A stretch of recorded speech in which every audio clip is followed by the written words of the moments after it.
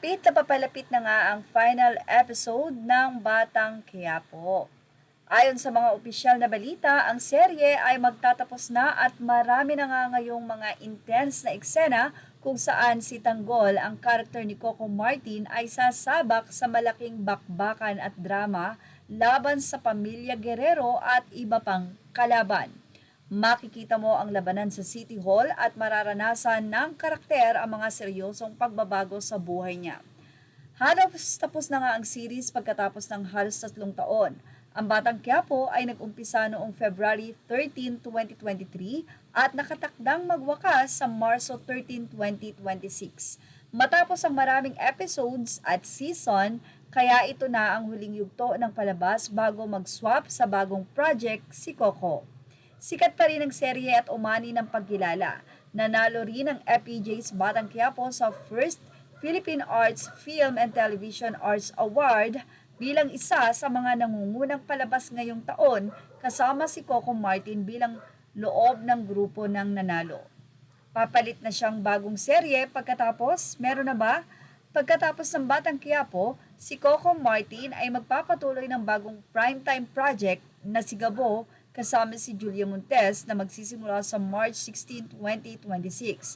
Ito ay may halo ng action, comedy at drama. About FPJ movies at GMA. Sinabi ni Coco Martin na tila hindi na nga niya pwede pang i-remake or gamitin ang nasabi nga pong mga movies ni Fernando Poe Jr. or ang FPJ film. May mga balita daw or chika na minsan napapabalita na bawal ang mga pelikula ni FPJ sa GMA pero hindi naman ganoon ang sitwasyon. Sa katunayan, nagkaroon ng partnership ang GMA Network at ang FPJ Production Incorporated para i-air ang mga classic films ni Fernando Poe Jr. sa isang programang tinatawag na FPJ sa GMA simula mga 2025. Ibig sabihin, hindi bawal ang mga pelikula niya sa GMA. Sa halip, nagkaroon sila ng deal para ipakita muli sa telebisyon ang mga iconic FPJ films para sa mga manonood.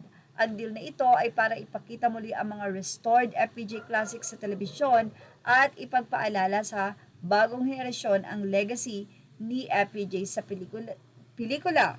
Ngayon ay ganun din ang sinabi nitong si Coco Martin sa naging interview niya na hindi na nga niya po pwedeng gamitin ang mga movies nitong si Fernando Poe Jr. dahil na nga sa nasabi nga pong partnership, ownership na nga po ang GMA na po ang kadil, hindi na po ang ABS-CBN. Pero ayon kay Coco Martin, it's time to start na sa kanyang mismo, siya ang magpa-project, siya ang magsusulat, or talagang likha na niya.